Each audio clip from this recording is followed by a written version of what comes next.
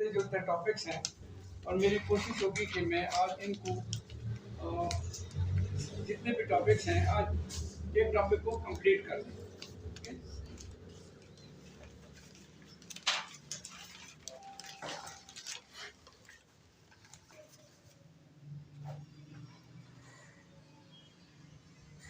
देखिए जो लफ्ज़ है ना आर्थो आर्थो कहते हैं जोड़ और ये बहुत सारे इंसेक्ट जितने भी हैं हमारे जो जो फैमिली होती है ना, जैसे बिच्छू है, जैसे आपकी भेड़ है, जैसे देखें ना, अगर हम देखें ना तो उनके टांगों में ऐसे जोड़ होते हैं, तो उसको उन जोड़ों की वजह से पहचाना जाता है। उस फैमिली को आर्थ्रोपोडा कहते हैं, आर्थ्रोपोडा।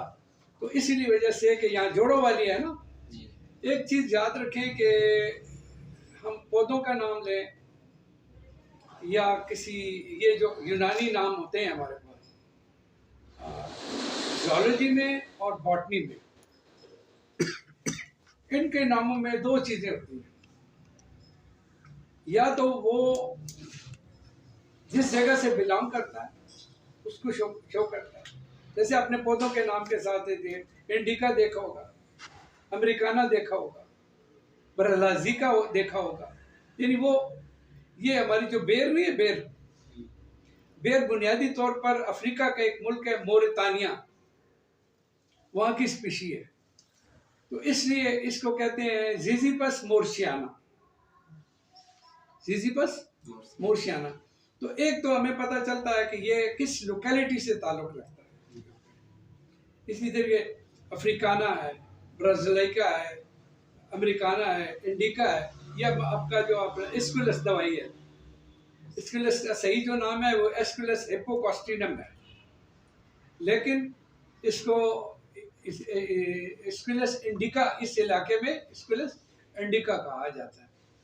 तो इसी तरीके से ज़ूलॉजी में भी जो चीज़ होती है वो उसका करैक्टर होता है। आर्थ्रोपोडा या उसके यानी एक करैक्टर है ना उसका, या उसकी खुसूसियत होती है या उसकी लोकेलिटी। अब कई पौधे होते हैं जिन्हें कहते हैं सिलिएटा, बालों वाले, तो उसका करैक्टर ये होता है। अच्छा, कुछ पौधे ऐसे होते हैं जो कि उनके पत्ते आप देखेंगे आगे और पीछे एक से होते हैं। कुछ पत्ते होते हैं उनका आगा और होता है और पीछा और होता है, यानी उनके कलर में फर्क होते हैं। कुछ के तने सफ़ेद होंगे, उसे एल्बा कहते हैं, जैसे हमारा आर्सेनिक एल्बम, समझे ना। तो इसलिए उस चीज़ का करैक्टर भी उससे शो हो जाता है। तो यहाँ बताने का मकसद ये था कि ये आर्थराइटिस जो है ना, ये हमें पता होना चाहिए। फॉर रिमेटाइड आर्थराइटिस है, फॉर ऑस्टियोआर्थराइटिस है, फॉर ऑस्टियोपोरोसिस है, कुछ या गाउट है, कुछ भी, तो हमें मतलब पता होना चाहिए कि ये जोड़ों से मुताल्लिक कोई बात करें। प्रैक्टिस के हवाले से आपको बताऊं कि बात बड़ी गलतियां करते हैं जोड़ों की बीमारियों की हवाले से। इसलिए ये सारी चीज़ें मैंने इस टॉपिक में डाली हैं ताकि वो कन्फ्यूजन जो है ना हमारी क्लियर हो जाए। अब इस जोड़ के अंदर बोन्स भी हैं, टेंडन्स भी हैं, लिगामेंट्स भी हैं, सिनोवियल मेम्ब्रेन भी है। जब भी कोई जोड़ों की तकलीफ होती है तो फिर हम कहते हैं कि जी बस इसको एक ही दवाई देते हैं। हमें देखना पड़ेगा कि प्रॉब्लम कहाँ है। अब एक कंडीशन आएगी जिसे हम कहते हैं ऑस्टियोपोरोसिस या ऑस्टियोआर्थराइटिस, डिजनरेटिव चेंजेस आते हैं। अब जो बाहर की जो लेयर है इसके अंदर डिजनरेटिव चेंजेस पैदा हो जाए तो हमें अंधाधुंध दवाइयाँ इस्तेमाल लें। पहले देखिए कि प्रॉब्लम कहाँ है, फिर उसके बाद जो है ना। तो आर्थराइटिस का डेफिनेशन है, it is an inflammation of one or more joints like hip, spine, hand, knee, foot. It is an inflammation. One or more. आप सुने, ये सारे नोट्स आपको मिल जाएंगे। जो चीज़ समझ नहीं आती आप उसको लिख लें अपने पास, मुझे इसकी समझ नहीं है, बाद में हम उस पर डिस्कस करके वो आपकी क्लियर हो जाए। ठीक है, आपका ज़हनी तौर पर मेरे साथ अटेंड रहना ये ज़्यादा इम्पोर्टेंट है। जो चीज़ें हैं वो आप लिख लें, क्योंकि it is a inflammation of one और मोर जॉइंट्स। ये एक या एक से ज़्यादा जॉइंट्स की इन्फ्लेमेशन है। इन्फ्लेमेशन का मतलब आपको पता होना चाहिए, वो हम पैथोलॉजी में पढ़ेंगे, उसके अपने जो करेक्टरिस्टिक हैं इन्फ्लेमेशन के, वो किस वजह से होता है ये एक अलग चीज़ है, जब हम इन्फ्लेमेशन पढ़ेंगे तो। लेकिन उसके अंदर अपेरेंटली क्या चीज़ें आपके वो उसके अंदर आ जाएंगी। तो कहते हैं एक से ज़्यादा, ये आपकी कमर में भी हो सकता है, आपके कुलेग में भी हो सकता है, आपके हाथों में, पाँव में, उंगलियों में, ये चीज़ें हो सकती है। इसको देखते हैं तो हम कॉमन फॉर्म जो हमारे पास अमूमन जो आती है ज़्यादातर, वो तीन चीज़ें होती हैं। एक होता है रिमेटॉइड आर्थराइटिस, इसमें क्रॉनिक भी होता है, एक्यूट भी होगा। फिर दूसरा है रिमेटॉइड स्पाइंडिलोसिस, स्पॉन्डिलाइटिस।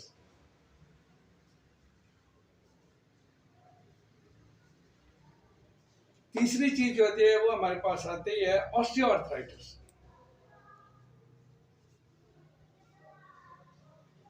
ऑस्टियोआर्थराइटिस अलग से पढ़ेंगे, लेकिन ये है कि इसमें डीजनरेटिव चेंजेस, डीजनरेटिव किसी चीज का बुरबुरा जाना, बुरना, उसमें तनज़ली आना, ठीक है, तोड़ फोड़, वियर एंड टियर जिसे हम कहते हैं, वो चीज। सो आर्थराइटिस को तो डिफाइन कर दिया। अब हम पढ़ेंगे कि रूमेटॉइड आर्थराइटिस क्या होता है। Most severe form of inflammation of joints of finger, wrist, feet and ankles with later involvement of hip, knee, shoulder and neck। अब ये देखें कहाँ से शुरू होता है और फिर बढ़ते बढ़ते बढ़ते बढ़ते ये पूरे जिस्म के जितने भी हैं इंक्लूडिंग शोल्डर, नेक, इसको काबू में ले लेता है। It is a disease of synovial lining of joint. ये एक्चुअली देखें इसने क्लियर बता दिया कि साइनोवियल मेम्ब्रेन्स होती हैं हमारी, जो अपनी रतूबत खारिज करती रहती हैं ताकि हमें हमारे जॉइंट्स को इसकी मोबिलिटी में फ़र्क ना आए। तो ये उसकी लाइनिंग की बीमारी है, उसमें स्वेलिंग हो जाती है, इसको रूमेटॉइड आर्थराइटिस। देखिए अभी इसे बिल्कुल क्लियर कर दिया। इसका बोन्स के साथ कोई ताल्लुक नहीं है।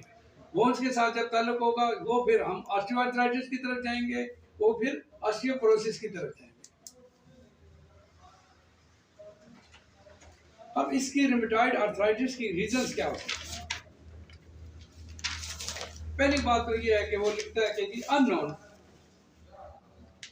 ये याद रखें जब भी कोई चीज अननोन आ जाती है तो इसका मतलब ये है कि ये ऑटोइम्यून है, कोई सिस्टम में ऐसी गड़बड़ है कि आपके जिस्म के जो एंटीबॉडीज बनते हैं वही आपके जिस्म को डैमेज कर रहे होते हैं। दूसरा हमारे पास यह है कि बीइंग अ होम्योपैथ हमने देखा है कि सप्रेस गनोरिया हो और उसके नतीजे में जो साइकोसिस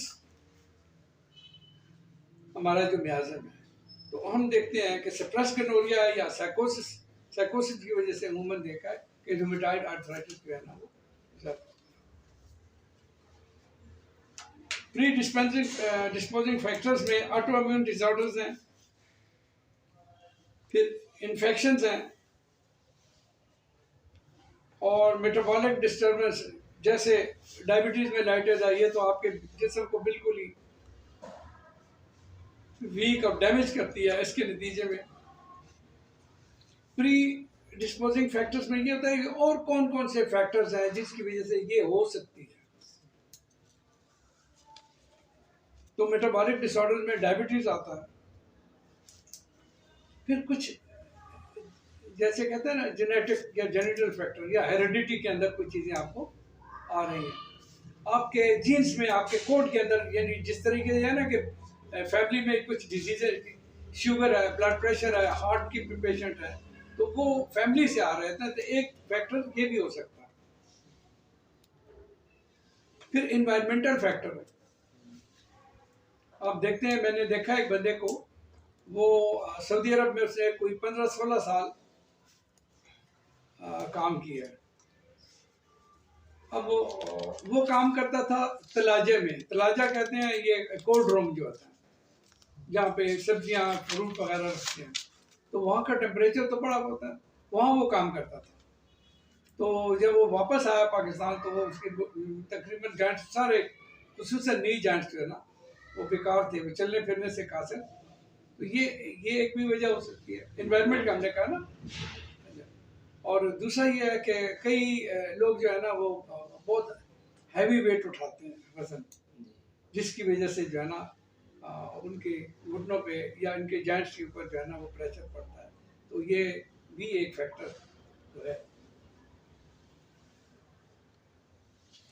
अली अब्बास नालायक आया नहीं है, और इधर से जो है ना अभी गूगल मीट पे जो है ना, ठीक है। Lack of exercise. कुछ प्रोफेशंस ऐसे होते हैं जो कि बैठे रहने का ज़्यादा काम होता है, तो वहाँ पे भी जॉइंट जो है ना स्टिफ होते हैं, वहाँ पे भी इन्फ्लेमेशन होती है। अब वो ओबेसिटी, खुद ओबेसिटी का यही होता है कि वजन ज़्यादा जो है ना जॉइंट्स के ऊपर पड़ता है। तो फिर एक और फैक्टर है मेल न्यूट्रिशन। मेल न्यूट्रिशन, ग़िज़ा आपकी बैलेंस नहीं है। मे भी आपको कैल्शियम की ज़रूरत है, या विटामिन डी की ज़रूरत है, या ऐसी ग़िज़ाएँ हैं जिनके अंदर ये कमी है। बोन का जो मैट्रिक्स होता है, जो उसकी कंपोजिशन प्रॉपर नहीं होती है। बाद लोगों को देखा है कि फास्फोरस की कमी होती है। ये वो तमाम फैक्टर जो बोन को स्ट्रेंथन करते हैं, उनके अंदर अगर कमी आ जाती है, तो फिर वो ये फैक्टर, डिस्पोजिंग फैक्टर्स हमने बात कर रहे हैं कि ये भी हो सकता है। Let's come to the clinical features. अगर आपके पास एक मरीज आता है, तो क्या सिम्टम्स होंगी उसके? हमने बात की है रूमेटॉइड आर्थराइटिस। ये लफ्ज़ टिस जहाँ भी लगता है, ITS, इसका मतलब ये है कि इन्फ्लेमेशन। तो जहाँ इन्फ्लेमेशन होगी वहाँ पे फीवर ज़रूर होगा, वो लो ग्रेड फीवर हो या हाई ग्रेड फीवर। अगर पायोजेनिक इन्फ्लेमेशन होगी, कोई सेप्टिक होगा, कोई स्टेफ्लो या स्टेप्टो या गोनो फैमिली से कोई वो होगा, तो वहाँ फिर हाई ग्रेड फीवर होगा। लेकिन यहाँ पे होगा फीवर होगा। लोग कहते हैं कि पश्चिम में कहते हैं मड़ाव तबा, और पंजाबी में कहते हैं सूखा, यानी वो बुखार होता है, लो ग्रेड फीवर होता है हर वक्त जो है ना वो इस तरीके से। ऐसा पेशेंट जो है इनएबिलिटी टू वेट बेरिंग, ऐसा मरीज जो है ना वो वजन नहीं उठा सकता, वजन उठाने में उसको दिक्कत होती है। जब जॉइंट्स को देखेंगे तो जॉइंट्स में स्वेलिंग होगी। बाज़ कंडीशन ऐसी होती हैं, ये इसकी ऑस्टियोफेट्स बन जाते हैं। ऑस्टियोफेट्स कहते हैं हड्डी के ऊपर हड्डी का बढ़ जाना, कोई घूमड़ सा बन जाना। तो उसकी वजह से आप देखते हैं डिफॉर्मिटी होगी, बोन का जो ओरिजिनल स्ट्रक्चर है उसके अंदर तब्दीली होगी, वो बड़ा होगा। ऑस्टियोपोरोसिस में नज़र नहीं आता, एक्सरे से नज़र आता है। आपने देखो बाजू का ऑस्टियोफेट्स जब बनते हैं तो मरीज चल फिर नहीं सकता, उसकी वजह से जैसे ही चलता है वो जो ग्रोथ बनी होती है, वो फ्रिक्शन होती है उसकी वजह से पेन होता है। Reduce motion, range of motion, मेरा पाँव पूरा नहीं खुलता जी, मैं जो है ना वो पूरा वो नहीं कर सकता जैसे जो है ना। तो क्या है कि मोबिलाइजेशन की जो वो है वो कम हो जाती है, मूवमेंट उसकी जो है ना रिड्यूस हो जाती है। और ऐसे पेशेंट के अगर घुटने पे या अफेक्टेड एरिया पे हाथ लगाएंगे तो वो गर्म होगा, वार्म फीलिंग होगी, और जॉइंट्स पेन होंगे, और मसल्स एक जो उससे रिलेटेड मसल्स होते हैं उनके अंदर जो है ना वो दुखन होगी, ये दर्द। अब हमने ये भी आगे, अब हम देखते हैं इसको डायग्नोस कैसे करें। देखिए यहाँ फर्क आता है ना, हम इस तरीके से करते हैं कि जी सिम्टम्स पे ठीक है, सिम्टम्स भी आना है, लेकिन हमें पता होना चाहिए कि यार हम कहाँ जा रहे हैं। डायग्नोसिस फाइंडिंग में जो है ना, MRI और बोन स्कैन,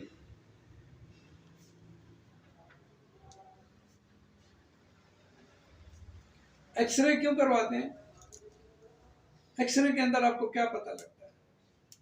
एक्सरे जब कराया जाता है तो देखें कोई ऑस्टियोफेट्स तो नहीं है, कोई हड्डी बड़ी हुई तो नहीं है, या कोई टेढ़ी तो नहीं हो रही, डिफॉर्मिटी तो नहीं हो रही। ये जांच चीजें हैं। ऐसे पेशेंट का जब आप ESR करवाएंगे, याद रखें क्रॉनिक इन्फेक्शन जो जब भी होगा तो ESR जो है ना वो रेज होगा।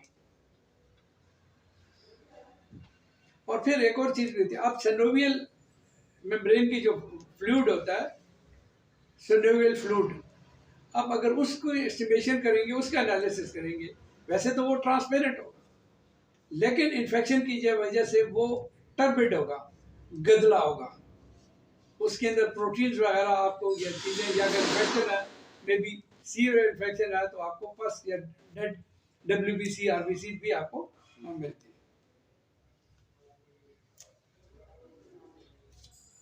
फिर टेस्ट जब हम करते हैं TLC DLC करते हैं ना, तो TLC में वाइट ब्लड सेल्स जो है ना वो बड़े हुए होंगे।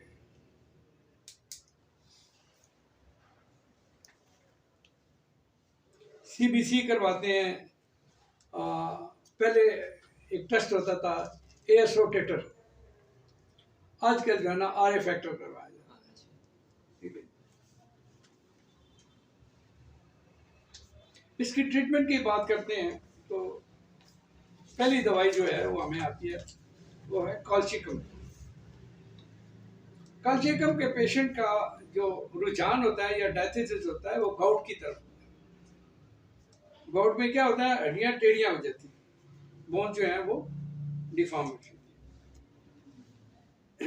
ब्रायोनिया बहुत बड़ी दवाई है उस कंडीशन में जबकि मरीज को मूवमेंट से तकलीफ होती है, ड्राइनेस होती है और मूवमेंट से तकलीफ होती है।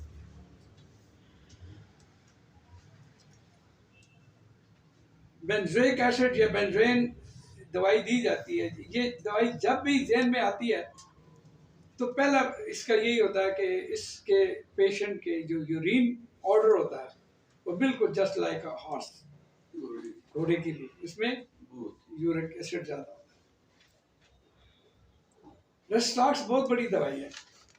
अमूमन हमारे पास ज़्यादा पेशेंट जो है वो रेस्टॉक्स की है कि जैसे मैं लेटता हूँ या आराम की हालत में मेरी तकलीफ ज़्यादा होती है, और मैं चलता हूँ शुरू में तकलीफ होती है, और जब मैं ज़्यादा थोड़ी देर चलता हूँ तो फिर मेरी तकलीफ में कमी आती है। अमोनियम फास एक हमारी दवाई है। ये बाजू का देखें, जो क्रॉनिक रिमेटॉइड आर्थराइटिस है, इसकी वजह से नॉट्स बन जाती हैं, तो उसकी ये दवाई जो है ना, उनके अंदर नोट्स के अंदर अगर सोजिश हो जाए, नोडाइटिस हो जाता है, तो उस कंडीशन के अंदर ये अमोनियम फास दी जाती है। सर इसमें कोई पोटेंसी का भी जी, पोटेंसी का भी पोटेंसी चले इसमें अच्छा मुझे याद कराएं, मैं आपको बताऊंगा मेरा पोटेंसी से मुतालिक मेरा अपना ज़ाती कंसेप्ट क्या है, वो इंशाल्लाह मैं आपको बताऊंगा। वो आप जनरली वैसे भी आपको जो है ना वो क्लियर हो जाएगा कि कौन सी पोटेंसी देनी चाहिए। मैंने एक बड़े मजे का फार्मूला बनाया हुआ, उससे मुताबिक ये है। और दूसरा मैंने एक और काम भी किया हुआ, वो इंशाल्लाह किसी वक्त मैं निकालूंगा। आपकी अमानत है, आपकी एहसास है कि मैंने कोई डेटा निकाला हुआ कि कौन सी दवाई किस पोटेंसी में किस जगह काम करती है। यानी आपने अगर ब्रायोनिया देना है तो ब्रायोनिया आपके माइंड में 1M में काम करेगी, लो पोटेंसी में जो है ना वो। तो इस तरीके से मैंने बनाया हुआ, मैंने कहीं वो इंशाल्लाह मैं आपसे इसमें व्हाट्सएप में मैं शेयर कर दूंगा। ताकि कैलकेरिया फ्लोर जो है ना, ये बोन साल्ट है।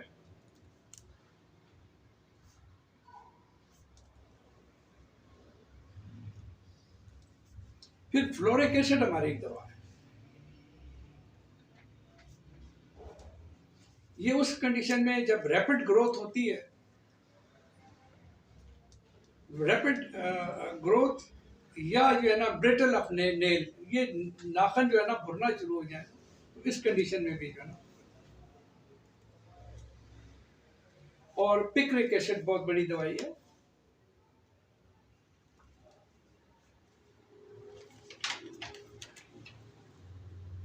सर कल्क्रिया फ्लोर को बतौर साल्ट यूज कराएंगे या किसी सिम्टम बेस पे?